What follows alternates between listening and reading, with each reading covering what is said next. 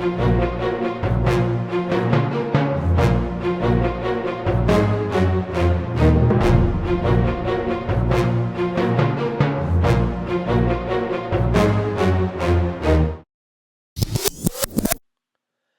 so my wife and I decided to take a last minute road trip, and we're going to do probably about 180 miles this day.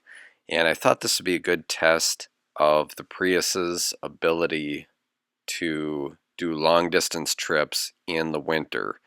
So the temperature for this, as you'll see in the video, is roughly 36 to 37 degrees Fahrenheit. And so I thought this would just be a good way to work out how well does it do in the winter on a road trip with the car loaded up and a comfortable temperature set the entire time. So I'm going to speed up some of these clips so you can see it. Here we're just starting off, getting through town.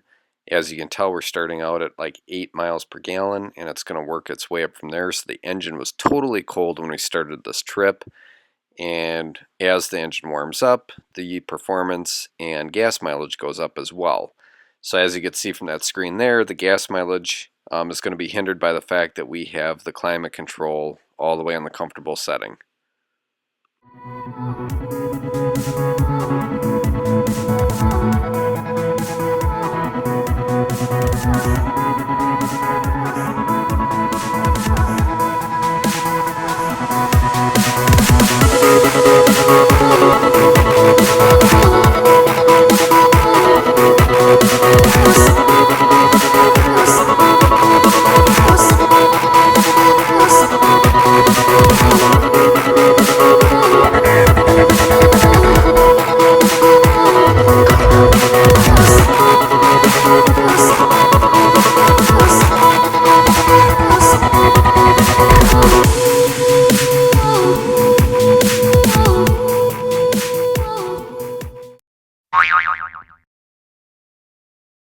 I know you're probably all freaking out at the 0 score there on the climate control.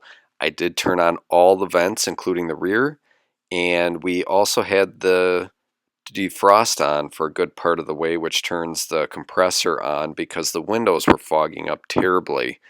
It was 99% humidity when we left the house, so I kind of knew that would be an issue. So this, like I say, is a good real-world test, and I wanted to see how this would work using everything just the way you'd want it to be, as comfortable as possible, and as safe as possible. Being able to see out the windows is obviously important.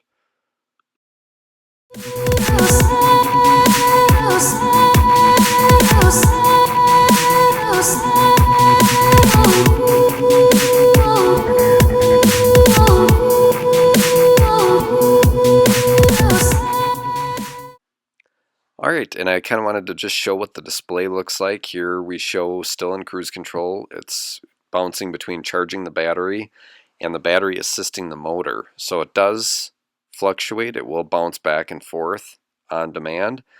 An important thing to note is that the cruise control, anytime that is activated, you will not see the car go into EV mode. It constantly keeps the gas engine spinning, and I don't know if that's kind of a safety feature there to keep the components safe, from getting any sort of damage. There I wanted to show the chart keeps very steady right around the 50 miles per gallon. So when you're on the highway, if you see hills, you'll see that kind of fluctuate. And then on the right side, it's showing the instant miles per gallon. So that's a nice little handy chart. And this shows over the trips. Up top, we're kind of cycling through here as well. We're up to 46.5 miles per gallon, still at 67 miles an hour, which was kind of neat test because I was able to keep it right there the whole time. Here's another screen showing the battery light or the battery amount, as well as the hybrid system and what it's doing. So here it's putting power back to the battery, and so that's just a brief view of that screen. We've jumped up to 47 miles per gallon, and mileage is increasing. So it just shows as the engine warms up, it'll get more and more efficient as it goes.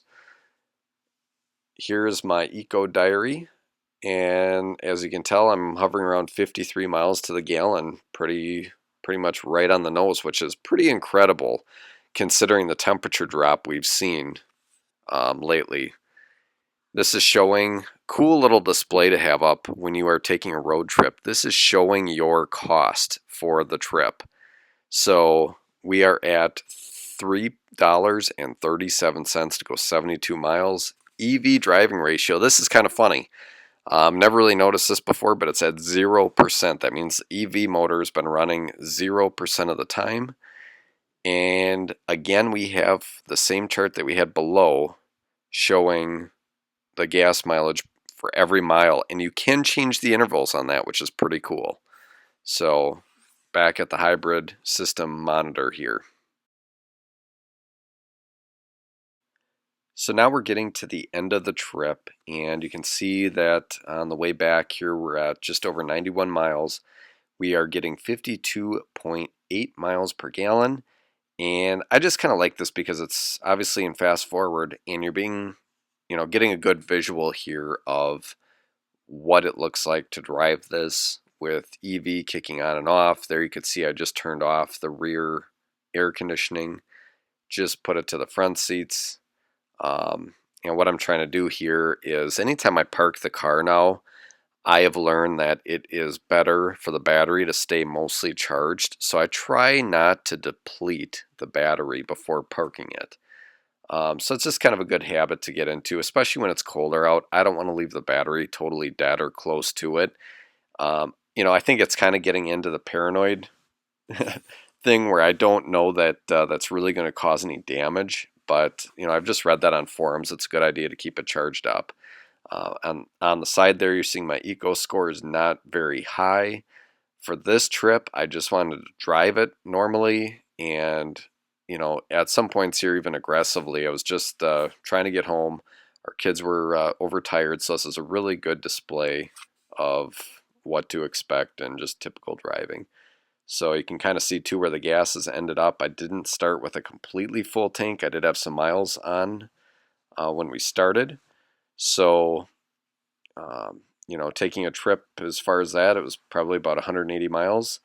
And, not even to half a tank on this small of a gas tank is it's really incredible.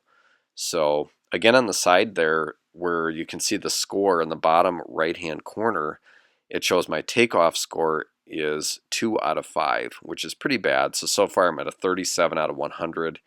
The next spot down from that shows your coasting, and I got a 5 out of 5 in that, so it bumped my score up to 68. And then what it's going to do is when I come to a stop, it's going to give a stopping score there as well, which is kind of cool. And that is actually something I found that you can turn off in the settings if you don't want that there. But you don't gain anything by turning it off. There's nothing else that will go into that portion of the screen. So I figure if it doesn't bother you, might as well leave it on. And it does actually provide some decent feedback as far as gas mileage goes. So here we parked the car, or just about. We're pulling into the driveway.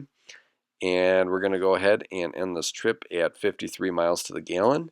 And I really appreciate you watching. If you enjoyed the video, please give it a thumbs up. Subscribe for more.